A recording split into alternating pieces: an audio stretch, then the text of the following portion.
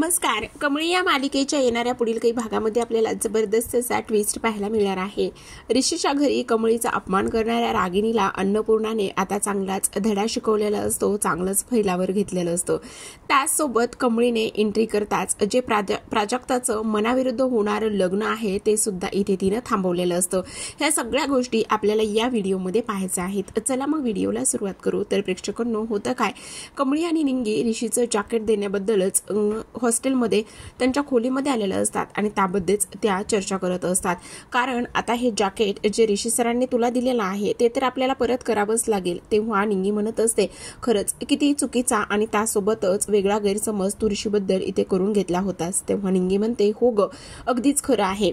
कारण सरांबद्दल मी खरंच खूप चुकीचा गैरसमज इथे करून घेतला होता आणि सगळ्यात महत्त्वाचं म्हणजेच की आत्तापर्यंत ते माझ्यासोबत आणि माझी कधी पण मदतच करत आलेले आहेत, पण मीच आपली वेडी आहे की त्यांच्याबद्दल एवढा मोठा गैरसमज करून घेतला. मी असं करायला नको होतं का ग, असंच ती इथे बोलते. आणि तेव्हाच चल आपण ना काही जरी झालं तरी सुद्धा हे जॅकेट जे आहे ना ते आत्ताच्या आत्ता सरांना देऊन टाकू. आता इथे आपण कुठे जाणार, ते आता कॉलेजला सुद्धा नसेल. पण निंगी म्हणत असते, अगं मग काय झालं तेव्हा, चल ना आपण त्यांच्या घरी जाऊयात. पण घरी कसं जाणार आणि आपल्याला त्यांचा पत्ता कोण देणार. अगं असं काय करतेस, वॉचमॅन काकांकडे त्यांचा पत्ता असेल, त्यासोबत आपल्या साधना मॅडम आहेत ना त्यांच्याकडे सुद्धा त्यांचा पत्ता असेल आणि आपण जाऊयात ना. आणि हे बघ, त्यांना थँक्यू म्हणायचं. आणि त्यांनी एवढी सगळी तुझी मदत केलेली आहे, आतापर्यंत त्यांनी आपल्याला प्रत्येक गोष्टीत हेल्प केली, मग आपण त्यांच्यासोबत त्यांचं हे जॅकेट जे आहे ते त्यांना परत करू शकू नाही का. असंच आता इथे ती बोलते आणि तिने ह्या सगळ्या गोष्टी बोलल्याच्या नंतर आता शेवटी ती म्हणत असते, बरं ठीक आहे जाऊयात ना. आणि असंच आता इथे दोघी बोलत बसलेल्या असतात. आणि तेव्हा आता ऋषीकडे जायचा हा विचार तर त्यांच्या मनामध्ये आलेलाच असतो. पण कमळी मात्र खूप जास्त अजूनही अस्वस्थ असते. जो काही झालेला प्रकार आहे त्यामुळे ती खूप जास्त अस्वस्थ असते आणि अस्वस्थ असल्या कारणानेच निंगी मात्र तिची व्यवस्थित पद्धतीने समजूत काढत असते. पण आता जी निंगी आहे ती म्हणत असते, हे बघ आता ना आपण तिकडे गेलो ना एकदा, आणि गेल्याच्या नंतर आपण सगळ्या काही गोष्टी इथे त्यांना सांगूयात. काही जरी झालं तरी सुद्धा इथे जे जॅकेट आहे ते त्यांना परत करणं खूपच जास्त गरजेचं आहे ना. हे बघ, त्यांनी आपली एवढी मदत केलेली आहे ना, आणि त्यांनी आपली एवढी मदत केलेली असताना आपण असं त्यांच्यासोबत वागणं वगैरे बरोबर नाहीये ना. बघ कमळे, त्यांनी आपली आतापर्यंत किती मदत केली आणि एवढी सगळी मदत केलेली असल्या कारणाने आता इथे आपण त्यांचं हे जॅकेट परत केलंच पाहिजे. चल बरं, असं म्हणून त्या आता ऋषीच्या घरी जायला निघतात. तर इकडे आता कमळीची आई म्हणजेच सरू ही तिच्या कामामध्ये असते. तेवढ्यातच तिच्याकडे सरपंच आलेले असतात आणि सरपंच आल्याच्या नंतर ते तिला म्हणत असतात, हे बघा सरुताई, आता एवढी सगळी जमीन आहे, मग त्या जमिनीचं तुम्ही काय करणार आहात. मला असं वाटतंय की जी काही जमीन आहे ती इथे तुम्ही, म्हणून मला असं वाटतंय की तुमच्या मागे पुढे पाहणारं कोणीतरी असावं ना. आणि मग तुम्ही उगाचच एवढी सगळी तुमच्याकडे जमीन कशाला ठेवता. आणि तेव्हाच जे काही झालेलं आहे त्याबद्दल मी तुमची माफी सुद्धा मागतो. पण इथे सरूने स्पष्टपणे सांगितलेलं नाही. ती इथे जमीन जी आहे ती माझ्या आबांची इथे शेवटची आठवण आहे आणि त्यामुळे मला ते जमिनीचं जे काही करायचं आहे ते माझं मी ठरवणार आहे. त्यामुळे मला कोणाच्या सल्ल्याची आणि कशाचीच गरज नाही, असं सरू बोलत असते. आता सरूने ह्या सगळ्या गोष्टी बोलल्या नंतर जे सरपंच आहे ते म्हणत असतात, बरं ठीक आहे, तुम्हाला जे काही करायचं आहे ते तुमचं तुम्ही ठरवा, मी काहीच त्यामध्ये बोलणार नाही आहे. पण आता सरू म्हणत असते, नाही, माझी कमळी आहे ना ह्या सगळ्या काही गोष्टी पाहण्यासाठी, आणि त्यामुळेच इथे तुम्ही असं नका बोलू. ह्या सगळ्या गोष्टी इथे आता ती बोलत असते. तर आता जेव्हाच सरपंचाने ह्या सगळ्या गोष्टी इथे सांगितलेल्या असतात आणि सरपंचाने ह्या सगळ्या गोष्टी सांगितल्याच्या नंतर सुद्धा इथे सरूने स्पष्टपणे नकार दिलेला असतो. जी काही जमीन आहे त्याचं काय करायचं आणि काय नाही हे माझं मी ठरवणार आहे, असंच तिने सांगितलेलं असतं. आणि त्यासोबतच तुम्ही इथे पुन्हा माझ्याकडे कसलंच येऊ नका वगैरे ह्या सुद्धा सगळ्या काही गोष्टी ज्या आहेत त्या इथे सांगितलेल्या असतात. आता जो सरपंच आहे तो तर इथून निघून गेलेला असतो. पण सरपंच इथून निघून गेल्याच्या नंतर आता मात्र सरूच्या मनामध्ये खूप सारे प्रश्न इथे निर्माण झालेले असतात. इकडे आता दुसऱ्या बाजूला जी आपली रागिणी आहे, रागिणीने एक स्थळ आणलेलं असतं आणि ते स्थळ इथे तिने प्राजक्तासाठी आणलेलं असतं. प्राजक्ता कोण, तर आता नयनताराची मुलगी, आणि तिच्यासाठी स्थळ तिने आणलेलं असतं. आणि त्यामुळेच जे स्थळ आणलेलं आहे ते स्थळासाठी इथे ती नयनताराकडे निघालेली असते आणि नयनताराकडे निघाल्याच्या नंतर आता सगळ्यात महत्त्वाची एक गोष्ट इथे झालेली असते आणि ती म्हणजेच की जातानाच ती इथे बोलत असते, आई तुम्ही याल का? आणि त्यासोबतच मी आता जे काही मुलगा आहे तो पाहायला येणार आहे आणि त्यामुळेच मी तिकडे चाललेली आहे.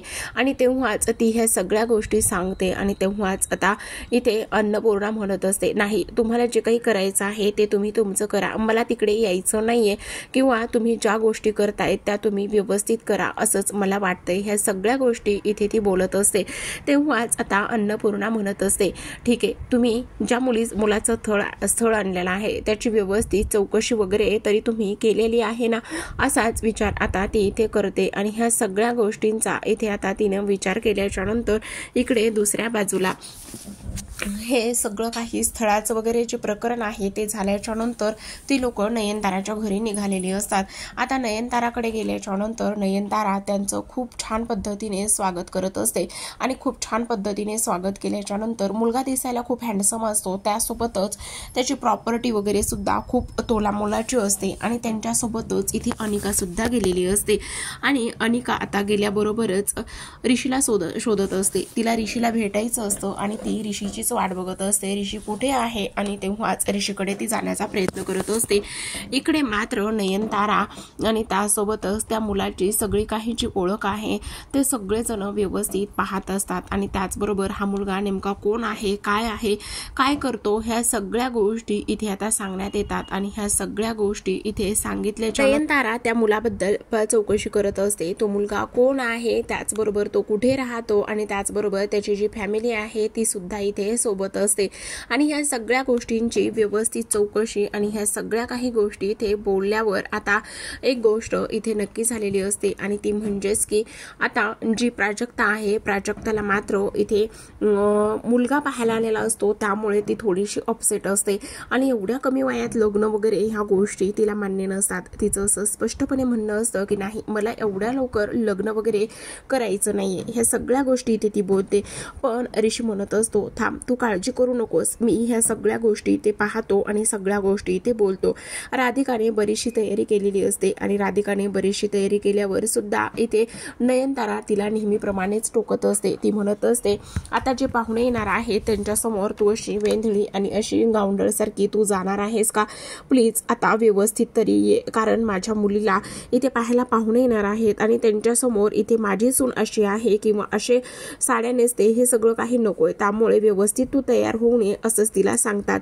तर रागिनी मात्र त्या मुलाचं भरभरून कौतुक करत असते आणि ती म्हणत असते, नाही खरंच अगदीच बघा ना, मेड फॉर इच अदर असाच इथं जोडा दिसत आहे. आपली प्राजक्ता ह्या मुलाला किती शोभत आहे आणि खरंच खूपच सुंदर जोडी आहे, तुम्हाला कशी वाटती बघा ना. आणि तेव्हाच मुलाकडची मंडळी आलेली असतात. ती मुलाकडची मंडळी म्हणत असतात, नाही खरंच खूपच सुंदर आहे, आम्हाला तुमची मुलगी पसंत आहे असंच इथे ती बोलली जाते. तेव्हाच आता प्राजक्ता जी सरबताचा ग्लास घेऊन इथे आलेली असते आणि प्राजक्ताने सरबताचा ग्लास सगळ्यांना दिलेला असतो आणि तेव्हा हे सगळं काही बोलल्यावर ती लगेचच तिथून निघून जाते. खरं पाहायला गेलं तर ती रागावून तिथून निघून गेलेली असते आणि ह्या लोकांना असं वाटतं की नाही प्राजक्ता लाजलेली आहे वगैरे वगैरे असंच इथे ती बोलतात. तेव्हाच रागिनी म्हणते, खरं पाहायला गेलं तर हल्लीची सुद्धा मुलं मुली एवढी लाजतायत हे आजच कळत आहे, खरंच किती लाजाळू आहे ना. आणि तेवढ्यातच इथे जो मुलगा आहे त्याला सुद्धा एक फोन आलेला असतो आणि फोन आल्यामुळे तो तिथून बाहेर निघून जातो. बाहेर निघून गेल्यावर तो म्हणत असतो, मला फोन आलाय आणि फोन आलाय म्हणून तो बाहेर गेला. बाहेर गेल्याच्या नंतर इकडे मात्र दुसऱ्या बाजूला जी कामिनी आहे, कामिनी ह्या सगळ्या गोष्टीबद्दल सगळं काही सांगत असते की मुलाची फॅमिली अशी आहे, मुलाची फॅमिली तशी आहे, ह्या सगळ्या गोष्टी इथे ती बोलत असते. ह्या सगळ्या गोष्टी बोलल्यावर आता सगळेजण विश्वास ठेवतात. तर लगेचच मुलगी तर पसंत आहे असंच ते सांगतात. तर इकडे दुसऱ्या बाजूला अन्नपूर्णाला थोडासा डाऊट आलेला असतो आणि अन्नपूर्णाला डाऊट आल्यानंतर तो मुलगा कोण आहे त्याचबरोबर तो इथे ह्या रागिणीच्या हाताशी कसा सापडला आणि तो इथपर्यंत येऊन कसा पोहोचला, हे रागिणीने त्या मुलाचं स्थळ आणलेलं आहे, नेमका काय प्रॉब्लेम आहे, काय आहे हे सगळं काही, असाच विचार करून अन्नपूर्णाने ज्या मुलाचं स्थळ इथे रागिणीने आणलेलं आहे त्या मुलाबद्दल ती सगळी काही चौकशी, सगळी काही इन्फॉर्मेशन काढत असते. आणि सगळी इन्फॉर्मेशन काढल्याच्या नंतर तो मुलगा एक फ्रॉड आहे, त्यासोबतच त्याची नियत चांगली नाहीये आणि त्याने तो मुलगा इथे प्राजक्तासाठी ह्या रागिणीने का बरं निवडला असेल असंच ती विचार करते. आणि ह्या सगळ्या गोष्टी हाताशी घेतल्याच्या नंतर त्या मुलाबद्दल सगळी माहिती काढल्यावर ती लगेचच इथे नयनताराच्या घरी निघालेली असते. आणि नयनताराच्या घरी निघाल्याच्या नंतर आता जेव्हाच ती इकडे येते तेव्हा मात्र एक गोष्ट झालेली असते प्रेक्षकांनो, आणि ती म्हणजेच की इकडे दुसऱ्या बाजूला सुद्धा आपली कमळी आणि त्याचसोबत इकडे निंगी आता ऋषीचं जे जॅकेट आहे ते परत करण्यासाठी ऋषीच्या घराचा पत्ता शोधत शोधत बाहेर पडलेल्या असतात. खरं पाहायला गेलं तर पत्ता शोधत शोधत त्या चालतच असतात आणि चालतच त्या एका ठिकाणी जाऊन पोहोचतात. समोर पाहतात तर भव्य दिव्य एवढा मोठा बंगला असतो आणि त्या बंगल्याला पाहिल्यानंतर त्यांची नजर त्या घरावरच खिळते. त्या म्हणत असतात, बापरे, हे ऋषी सरांचं घर असेल. आणि तेव्हाच त्या घरामध्ये जाण्याचा प्रयत्न करत असतात. आता बाहेरच एवढं गार्डन, त्यासोबतच एवढा मोठा प्रचंड मोठा मुंबईसारख्या ठिकाणी एरिया, आणि त्या हळूहळू त्या घरामध्ये एंटर करण्याचा प्रयत्न करत असतात. इकडे जो मुलगा प्राजक्ताला पाहायला आलेला असतो तो बाहेर फोनवरती बोलत असतो आणि तो मुलगा बाहेर फोनवरती बोलत असताना ह्या दोघी त्याला दिसतात. आणि ह्या दोघी त्याला दिसल्याच्या नंतर तो म्हणत असतो, बापरे, गावरान ठसका, इकडे कसा काय, काय कमाल दिसतात ह्या दोघी पण, असं म्हणूनच तो त्यांची छेड काढत असतो. आणि तेव्हा कमळी म्हणते, बाजूला व्हा, आम्हाला घरामध्ये जायचं आहे. तेव्हाच तो म्हणत असतो, मग मी कुठे रस्ता अडवलाय तुमचा, जा की, असं म्हणूनच आता तो तिला हात लावत असतो आणि तिच्यासोबत जबरदस्ती बदतमीजी करण्याचा प्रयत्न करतो. तेवढ्यातच आता कमळी इथे त्याच्यावरती हात उचलते आणि कमळीने हात उचलल्यावर निंगी मात्र पाहतच असते.